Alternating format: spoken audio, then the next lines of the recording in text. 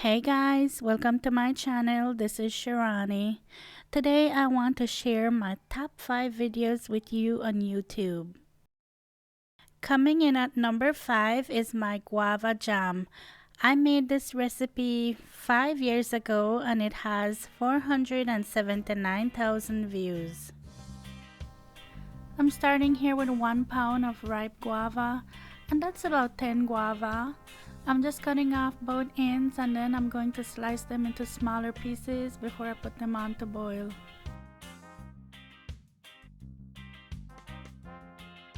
I have always loved guava jam. I have so many good memories making guava jam with my mom and sister. Oh man, those were the days. We used to make guava jam a lot, and there's nothing like when you're finished and you make tortilla and you put some guava jam and butter on a hot tortilla. Oh my goodness.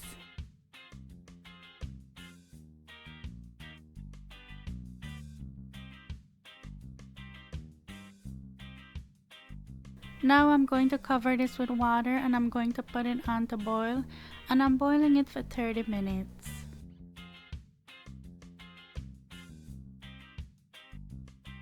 I have the recipe in the description box for you, so don't forget to check that out.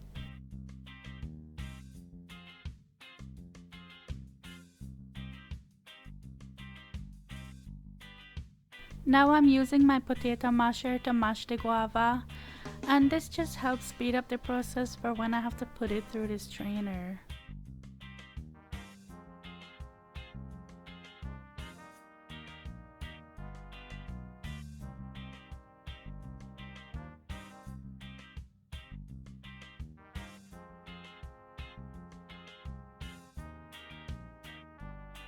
So the hardest part about making this jam is trying to get the pulp out.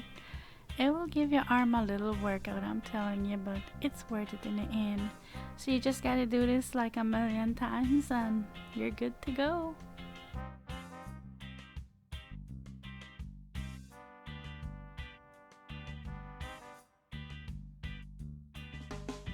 By the way, discard the seeds, you don't need that, just the pulp and the juice.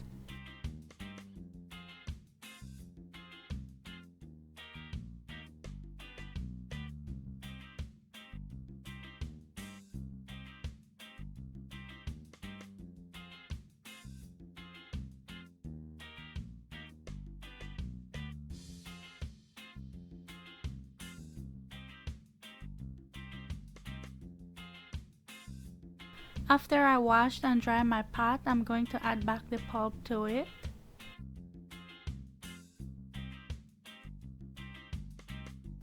Then I'm going to add some white sugar and some lime juice.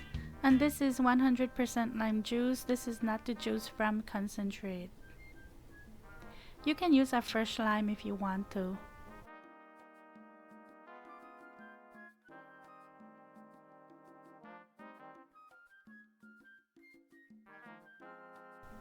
Now I'm going to stir this until the sugar dissolves. And by the way, I'm cooking this over medium heat. And I'm cooking this for 30 minutes. You don't have to stir this a whole lot in the beginning, but towards the end when it starts to get thick, you have to keep stirring because you don't want it to stick or burn. I don't know about you guys, but all the memories I have of making jam is that it was an all-day event thing. It was like making tamales because it felt like you were in that kitchen stirring and stirring and stirring that pot and it would never end. I don't know if it's just a Belizean thing or what, but it felt like it took forever.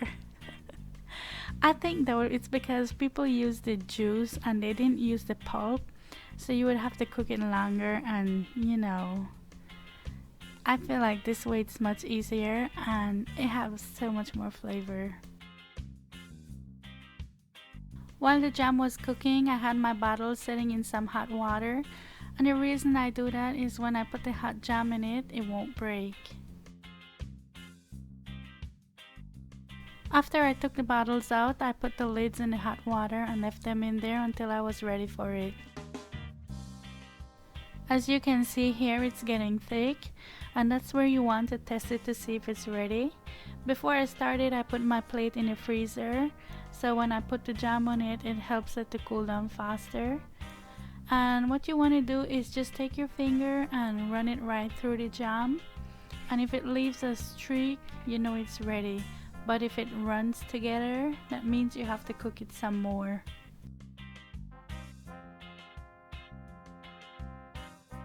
When you fill the jam in the jars, don't fill it all the way up, leave a little space, because when you process it, the food needs that space to expand.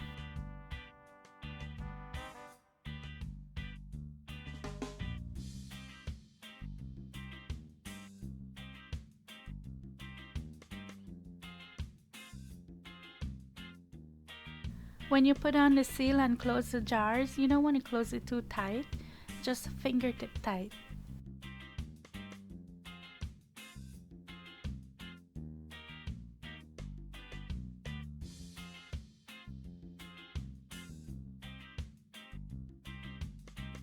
Now I'm going to put them back in the hot water to process, and I'm going to let them boil for 20 minutes.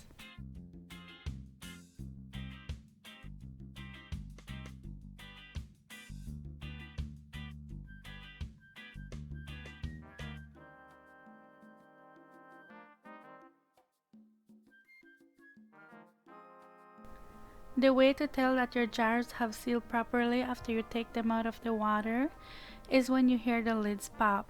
Sometimes it will happen right away and sometimes it won't, so you'll just have to listen for it.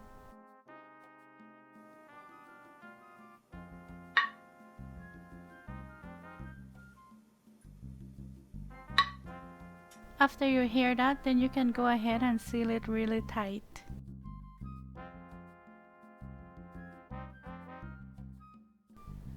I let this cool down completely overnight. This is what it looks like the next day. Just wanted you to see what the texture looks like. I wish I had a piece of tortilla to put this on, but unfortunately I don't have any tortilla at the moment, and I don't want to go need some flour, so I'm just putting it on a piece of bread, but it's still good on bread.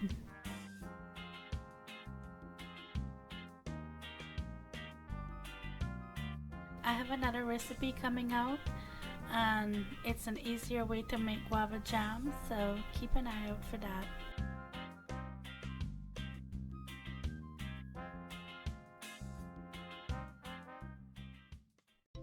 Coming in at number 4 is my crispy fried shrimp. I made this video 7 years ago and it has 1.2 million views. This was my first video to go viral. This was my first video to reach 1 million views. And back then I wasn't talking in my videos. When I started YouTube, I wasn't talking in any of my videos. I probably did YouTube for a year before I started talking. So there's no voiceover for this video, but since then I made an updated video for this fried shrimp. I'm going to leave it linked below if you want to check it out, and I'm talking in the new and updated version.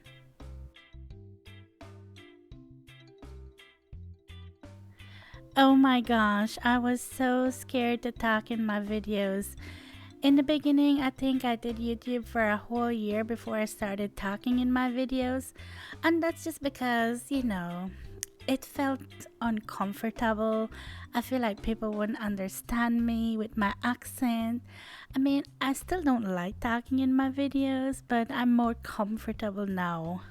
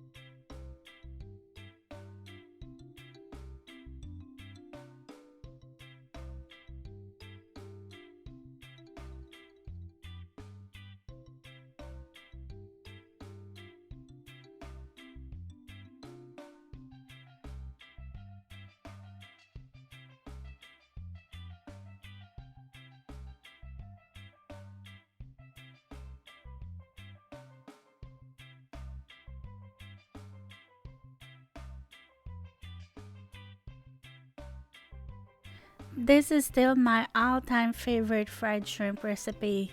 This is my go-to, my all-time favorite. Oh my gosh, I love this so much. They're just so crispy and light and so good. Coming in at number 3 is my breakfast casserole. I made this video 6 years ago and it has 1.5 million views. I'm starting off with some sage pork sausage that I'm going to brown up in my nonstick pan. And I'm not putting any oil in it just because I don't think it needs it. I'm going to cook this over medium heat for several minutes. Then I'm going to add some peppers to it. I like adding green bell pepper and red bell pepper to it because I like the flavor it gives it. And not only that, but it looks so pretty.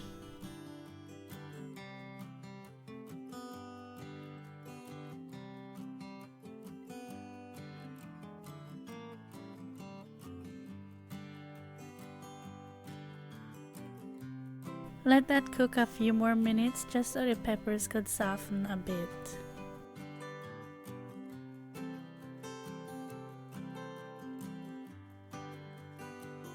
Before I assemble the casserole, I'm going to work on the wet mixture and set it aside.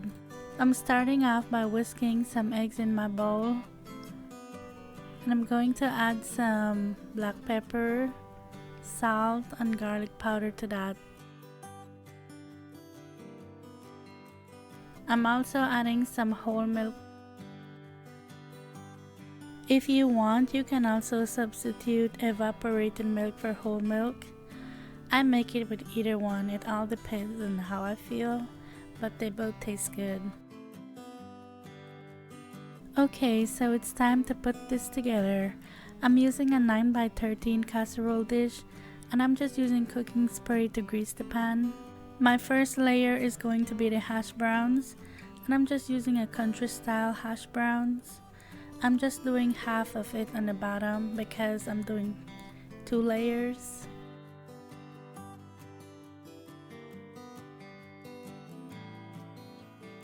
Now I'm adding half of the sausage and peppers mixture.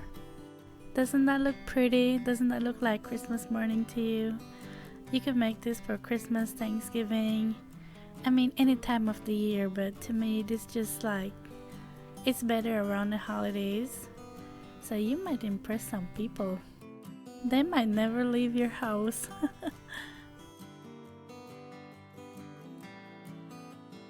I'm adding half of the fried onions.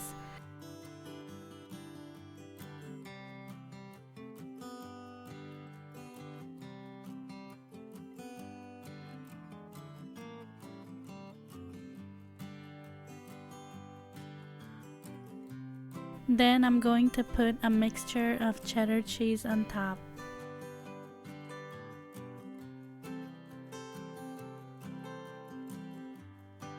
Then just repeat the process again. I love making casseroles like these when I have company over, especially around the holidays. Something about when you get up in the morning and you put your casserole in the oven and you have company, you sit down, drink coffee, talk, whatever. They just make it good, I swear, because I make this when it's just my husband and I, and it just doesn't taste the same.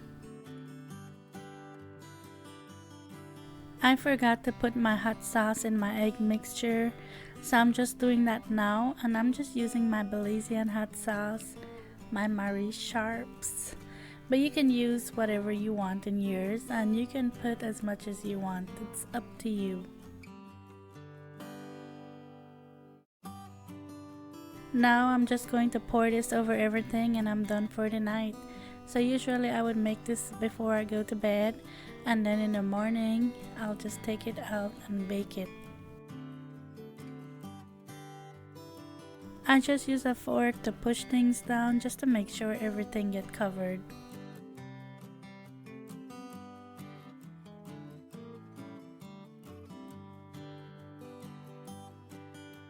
I'm covering this with plastic wrap and put it in the refrigerator overnight.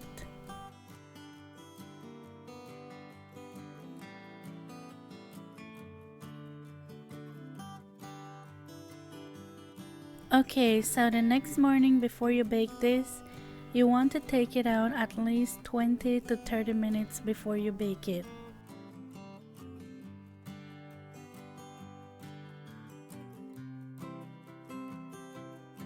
Take off your plastic wrap and put it in the oven and bake it at 350 degrees Fahrenheit for 40 minutes.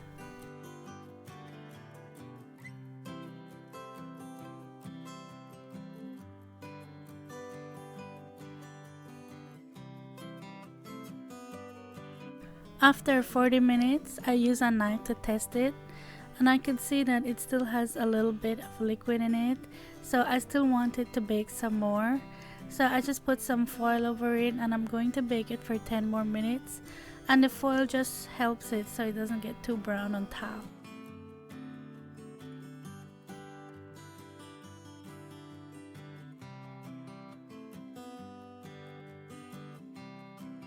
Doesn't that look so pretty? It always looks puffy when it finished baked, but after you have it sitting out, it will flatten a bit.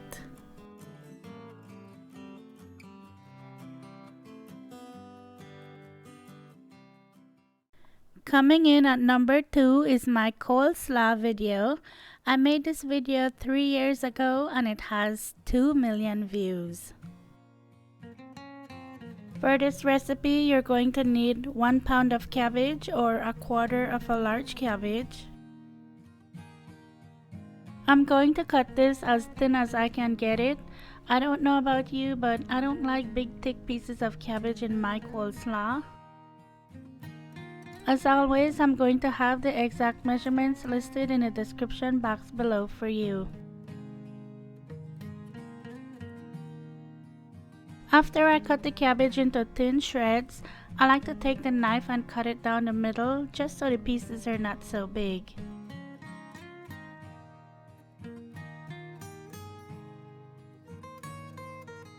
Put your cabbage in a big bowl and set that aside.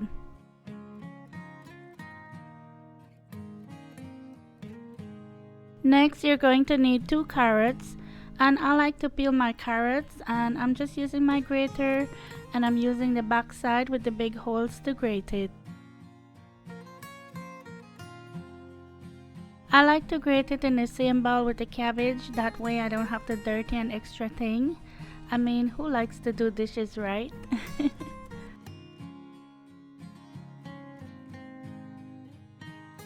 If you haven't been following me on Instagram, you can do so at Cooking with Shirani. I'm always sharing stuff in my stories over there, so follow me if you don't want to miss it.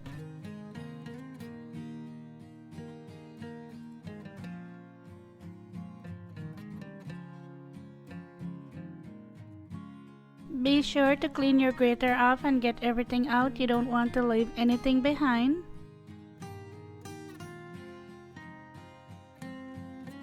You're going to need a handful of cilantro or a quarter cup, and I'm just going to take the stems off, wash them, and cut it really fine. If you don't like cilantro, you can skip that, but I happen to really love cilantro. You're going to need 1 tablespoon of white sugar, 1 teaspoon of black pepper, and the juice from a small lime.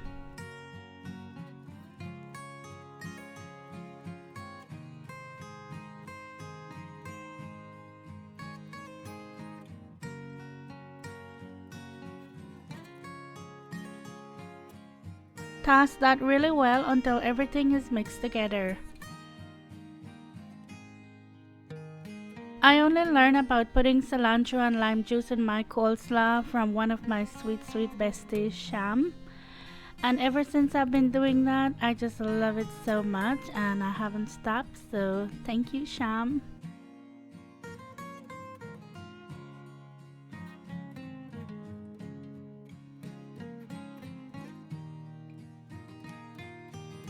The last thing I'm going to add is a half a cup of mayonnaise.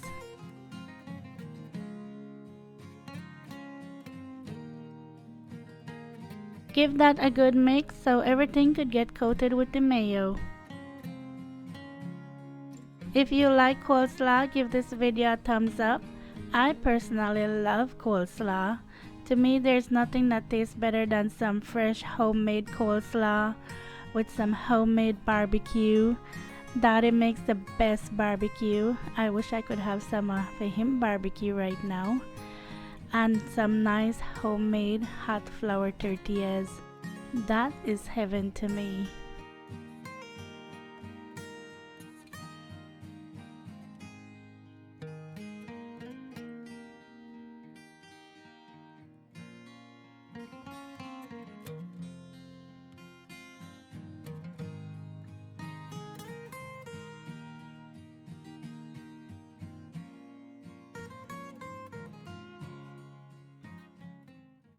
Okay, drum roll please. Coming in at number 1 is my mini cheesecake video.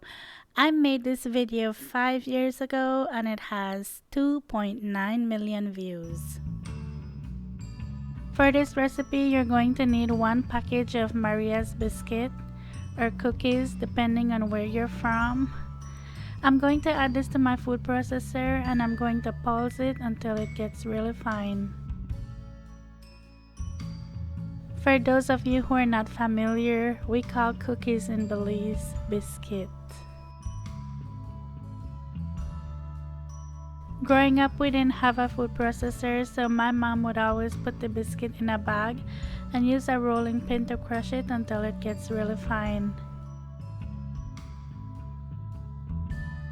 Leave me a comment below and let me know if you use Maria's biscuit for your crust, or what do you like to use for your crust other than graham crackers?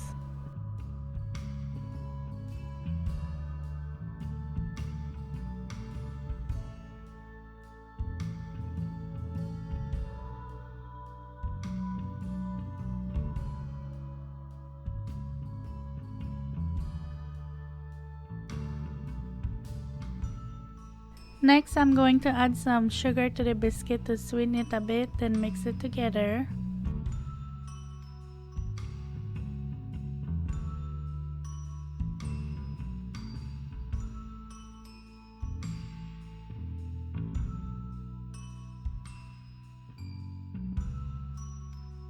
Then I'm going to add some melted margarine, but you could use butter if you like, either one will work. Then I'm just going to give it a good mix until everything sticks together before I put it in the pan.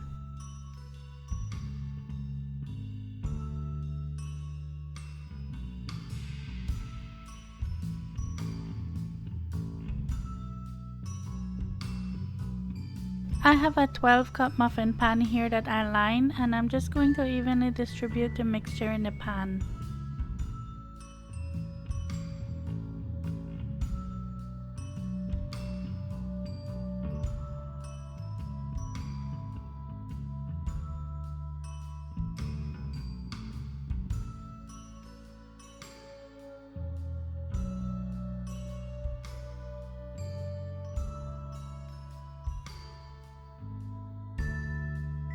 Okay, so now it's time to press down the mixture in the pan, and when I do that, I like using a shot glass. That just makes it easy, but if you don't have a shot glass, you can just use the back of a spoon.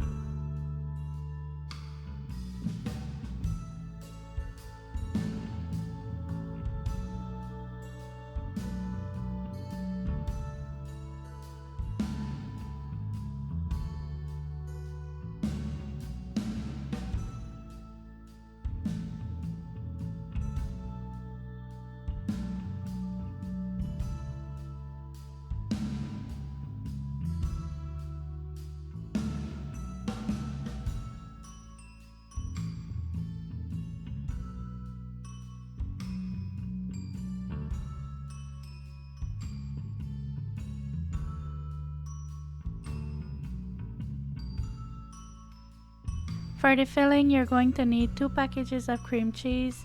I had these sitting out at room temperature to soften.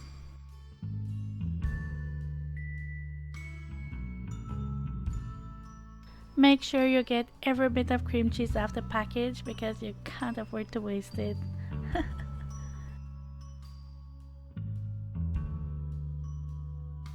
To do this part, I'm using my electric mixer, and I'm just going to beat this a little bit to get it going before I add the other ingredients.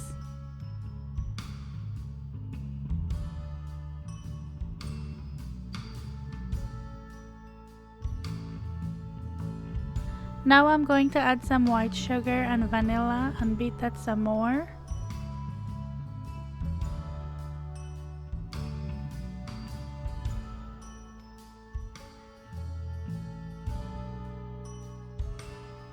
Make sure you scrape the bowl in between so you could get everything mixed in together.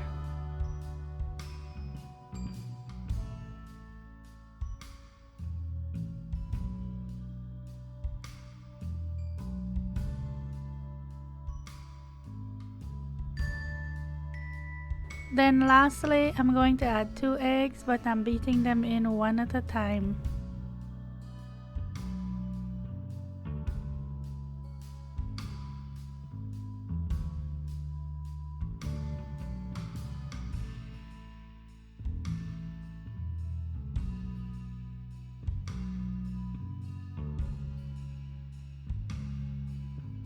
Don't overbeat your mixture, you just want to beat it until everything is blended.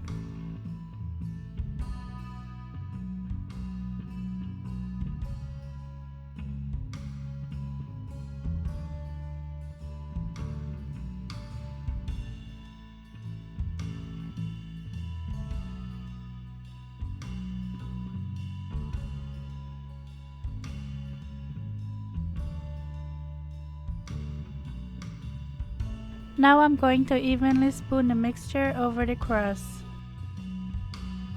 Man, I could just eat this by the spoonfuls because it's so good. I know I'm not allowed to do that because of the raw eggs, but I'm just putting this out there and let you know cheesecake is my weakness. Give this video a thumbs up if you love cheesecake.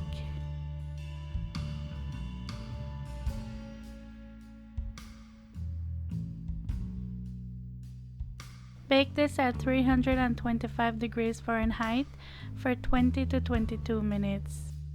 You don't want to overbake it. If you see that your cheesecake starts to crack, that means you baked it too long.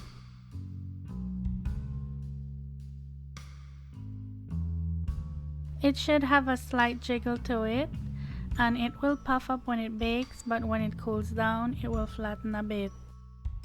You want to let that cool down completely before you put it in the refrigerator, and I like to leave mine in there overnight before I eat it.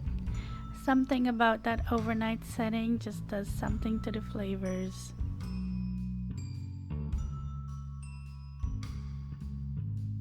Well, I hope you give this recipe a try. Thank you so much for watching. Thank you for subscribing. If you have not yet subscribed, please don't forget to do that. And I'll talk to you in my next one. Take care. Bye.